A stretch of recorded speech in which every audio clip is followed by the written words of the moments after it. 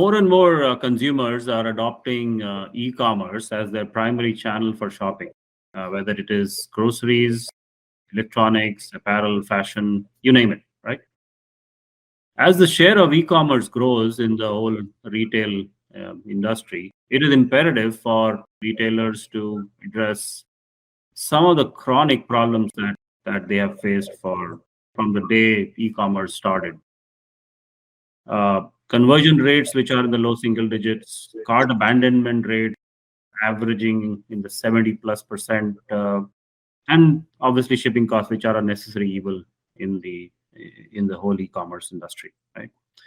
We will parse through these issues in a series of conversations with Jon Nordeen, a senior retail executive and ex-CIO at Kohl and Hudson's Bay Company, and Akhilesh Srivastava, CEO and founder at FenixCommerce, and learn about how Phoenix is enabling retailers to improve both top line and costs by leveraging shipping and shipping information as a key lever.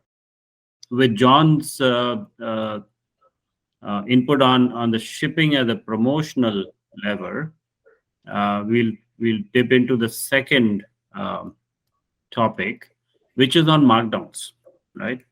Markdowns, as we all know, for the industry is a huge problem. Retailers' merchandising plans typically start 6 to 12 months in advance of when the product will hit the shelves, right?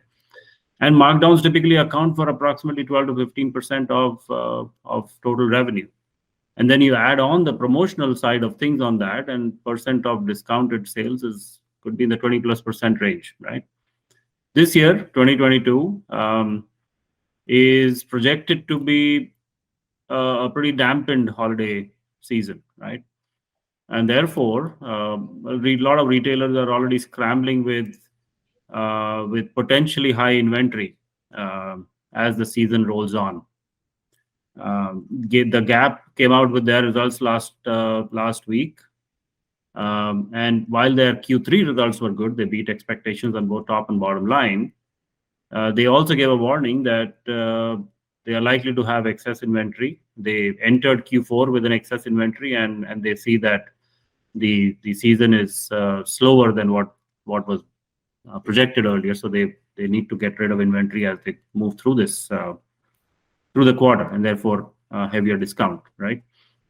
So Akhilesh, what's the way that retailers can benefit from this concept of shipping as a promotion lever to manage their overall discounting, whether it's promotional sales or markdowns? And what value have you seen your customers get? Yeah, no, absolutely. It's a great point. And also I would go to what John mentioned earlier, right? Like shipping as a marketing weapon. What we have seen essentially, what I continue to see is generally you have two separate silos in large enterprise, right? Shipping is managed as a cost center separately. They are like, marketing or e-commerce GMs, they don't really think that what to do besides that, okay, this is the amount I have to spend. The opportunity really is, if you look at all the spend together, this is the cost to serve our customers, essentially, how we can provide the best possible experience. And you put shipping in the same mix, and then you look at it that, hey, whether it is the merchandising cost, or it is the shipping cost, or it is obviously anything else related to how you're serving those customers through e-commerce channel, the way, and obviously with shipping costs, they are continued to increase over last decade or so. They have year over year, they've gone up anywhere between 5 to 10% for all the major carriers in the US. It is a pretty meaningful spend.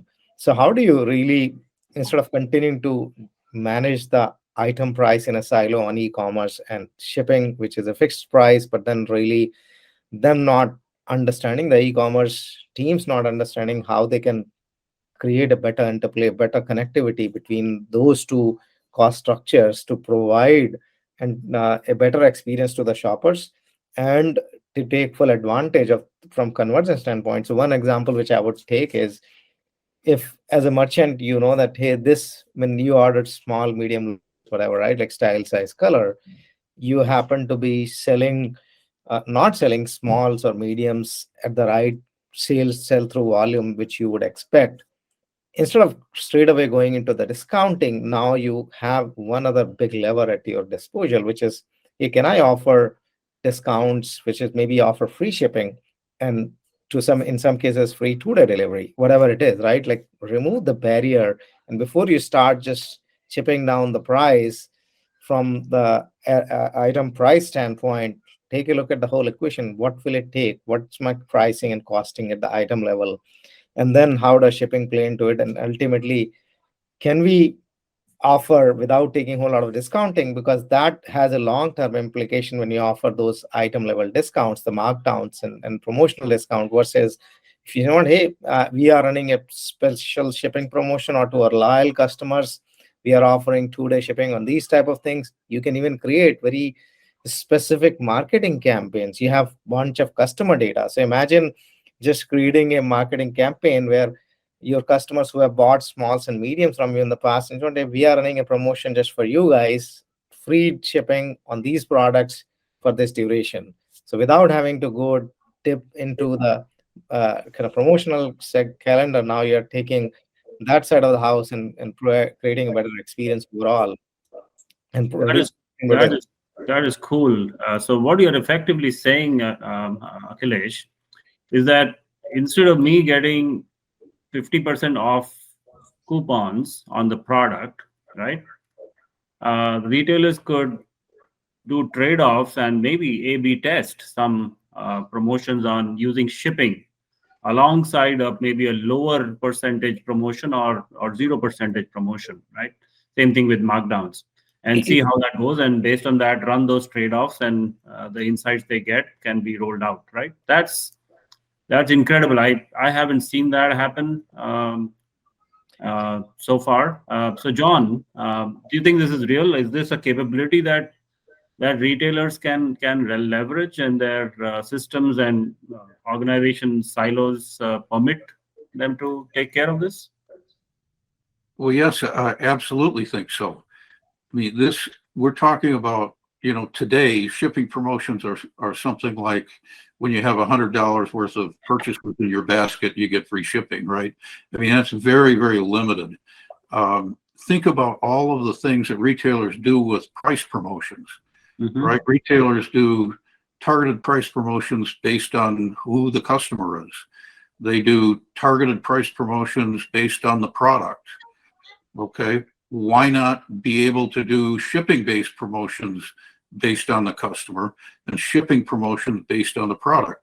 Well, the reason is the paradigm has been, we don't talk about shipping until checkout or until the cart's full, right? That by moving the information out to the product page, it opens up a whole new world, and all of the things we've been doing with price promotions can now be done with shipping. And when you think about shipping and whether it makes sense or not to do a shipping promotion versus a price promotion or some sort of combination, shipping is a big dissatisfier for the customer, right? I mean, that drives a lot of the cart abandonment. Sure. But conversely, a shipping promotion may be a big satisfier, and retailers may actually get more for their buck than they would on the corresponding price promotion. It'd be interesting, I think, as a retailer to experiment with, with a shipping promotion versus a price promotion versus a combination, and see which is more compelling for the customer and more profitable for the retailer. I mean, this opens up a whole new world, this capability of moving that shipping information right up front in the transaction for the customer. Yeah, and John, I mean, even what I think is kind of obviously product page is one big channel, but also email marketing, right? Where they have the intelligence potentially. If somebody has bought from you before, hey, this is the style at a minimum, right? Like these consumers, this is the kind of products they have bought. Those emails itself can become a lot more personalized. You can drive those promotions. You can actually even before bringing, like, what is the conversion on those emails, right, which are going out today, versus where you are just sending out 50% off or 75% off. This is a new coupon, $10 off and whatnot. What do you think about that? Yeah, I think again, that's just part of the toolkit, right? And it could be very compelling for the customer. This is eye-opening. Frankly, I think this brings shipping to the forefront of becoming a marketing tool. I frankly haven't heard of retailers looking at it that way, because as you guys have mentioned, shipping obviously is an expense item and it stays behind the scenes post purchase, right? But to bring shipping and shipping information in the pre-sale and during the kind of shopping process is eye-opening.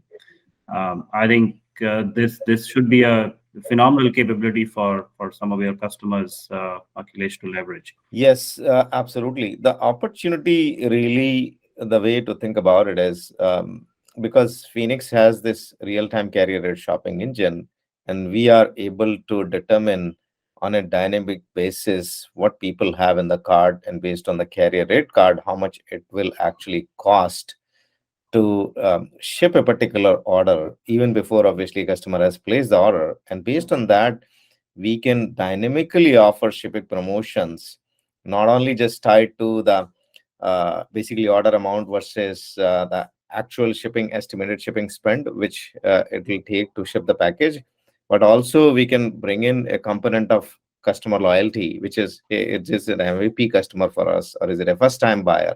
What are the things which we can offer to them on the checkout to take an advantage in the real time to improve the conversion, provide a better experience, and ultimately deliver more top-line sales growth.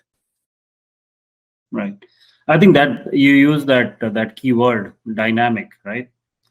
This is not possible using static shipping information, right? This is all about being able to leverage real-time information, and therefore being able to dynamically offer customized, targeted promotions, right? Great. So I think with that we have covered the value that Phoenix can bring to the top line side of e-commerce, right? We'll now start peeling the onion on how it drives the cost side of the equation.